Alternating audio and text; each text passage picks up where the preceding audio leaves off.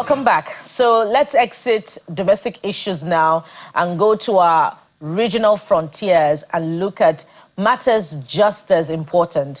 And the wind of military takeovers, perhaps in the last 5 years, has called to question the relevance, or if you like, the capability of regional organizations in this all-important quest for regional integration.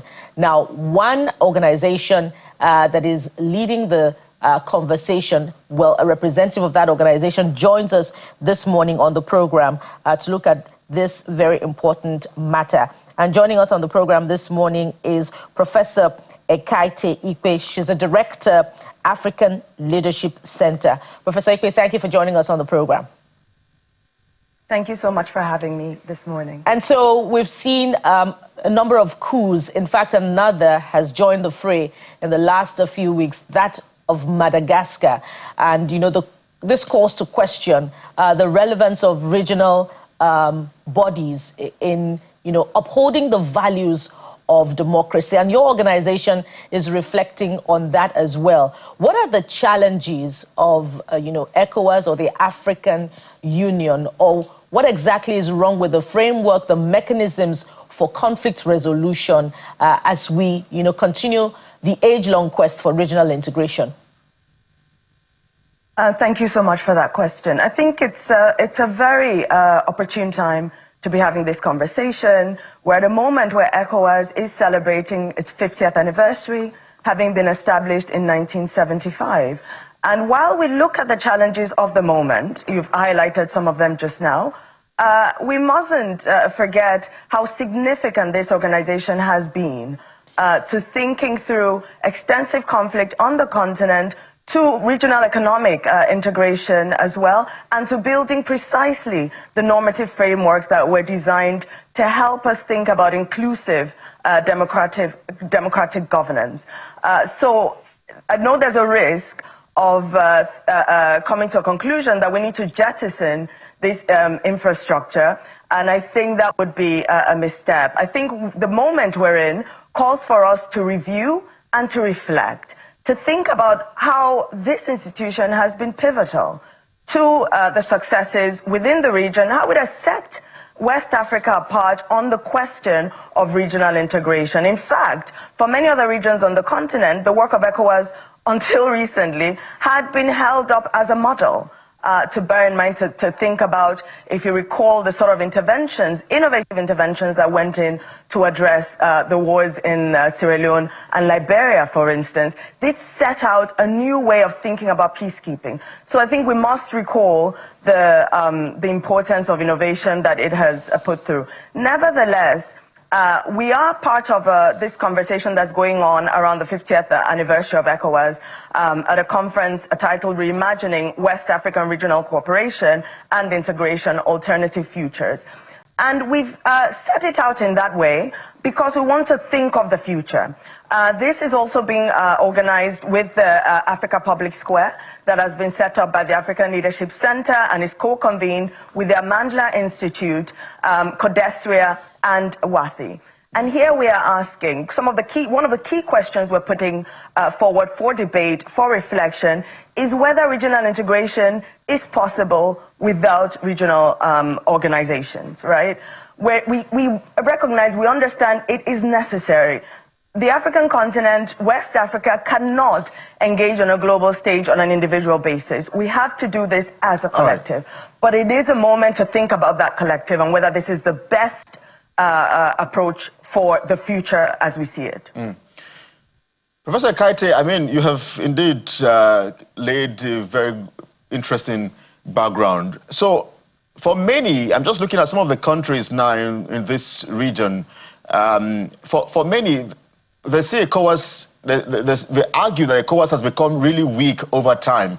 I'm just wondering, what would it take to have other countries step up in terms of funding for ECOWAS? Because what we hear is that Nigeria keeps playing the big brother role, and so a lot of funding depends on Nigeria. So I think that perhaps there's a need for other countries to also step up in terms of funding for the body.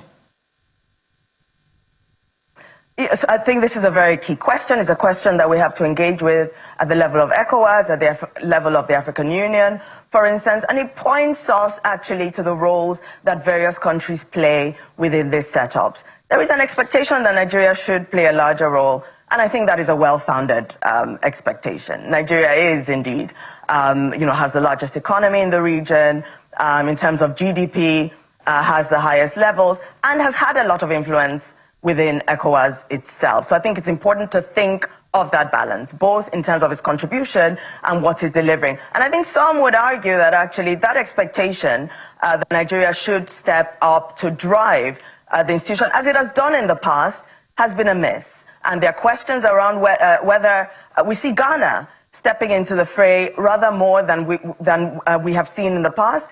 But I think there's a critical point here around the fact that there is an expectation on Nigeria to deliver, and it should step into the fray. We're in a moment of crisis, right? And it is important to think of this and think of how we're going to get through this moment of crisis.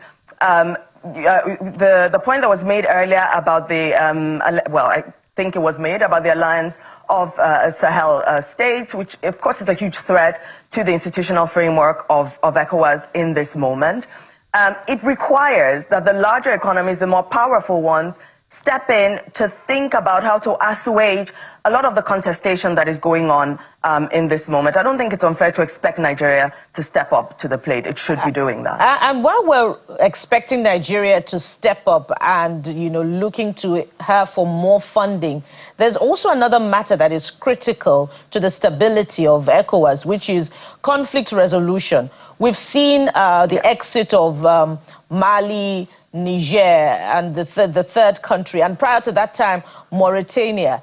So the question is, it looks as if, the belonging to ECOWAS is now based more on power than, not based more on power than every other consideration. So without funding, even if the funding component were there, what about conflict resolution and cultural differences? Is your organization looking at, other approaches, novel approaches to conflict resolution to ensure more stability in the region going forward? Yes, no, thank you very much. I think that's a very pertinent question. So at the Africa Public Square, which will be beginning just in an hour or so, and we're really inviting all your viewers to join us. It will be featured here on channels. We're having those conversations. Another question we're asking is about the degree to which the current system, the current structure is suitable for the future. We have to articulate what needs the ECOWAS of a future needs to be speaking to, needs to be addressing. And the debate today will allow us to move into a conversation like that. Something else that we're doing is thinking through which voices are present in the room, which voices are present in these conversations. And that really speaks to what you're saying here about the significance of how it's addressing conflict resolutions, indeed other challenges that the West African region faces. Who is articulating those needs? This is why we really center an intergenerational conversation. The conversation has to be around those who are established thinkers in the field, but also really exciting emerging thinkers in the field. We can't think of an ECOWAS of the future. We can't think of an ECOWAS of peoples that isn't centering the young West African people that will decide many of those futures. So bringing them around the table in this moment to collaboratively deliberate on what those needs will be and how ECOWAS has to look to move this agenda forward of an ECOWAS of the peoples is absolutely significant and pertinent. And these are the sorts of discussions and debates that we're going to be having today. One thing I want to say about this space of the Africa Public Square is that it is distinctive because we are insisting that this is not a talk shop. This is not a place to come and complain about all that has gone wrong. It is a place for renewing. It is a place for thinking about how we build forward. All right, you have our best wishes as you progress in that conversation, and we hope that the representatives who are in the room during deliberations at ECOWAS will also be there, such that there can be actions taken beyond the proposals. We must thank you very much, Professor Ekaite Ikpe, the director at African Leadership Forum. She's joined us on this particular conversation. Director, African Leadership Center. Thank you very much for coming through on this one. Thank you so much for having us. We look forward to seeing you there. And ECOWAS colleagues, we are co-organizing with ECOWAS, so they'll absolutely be present in that conversation, as it must be. Thank you. All right.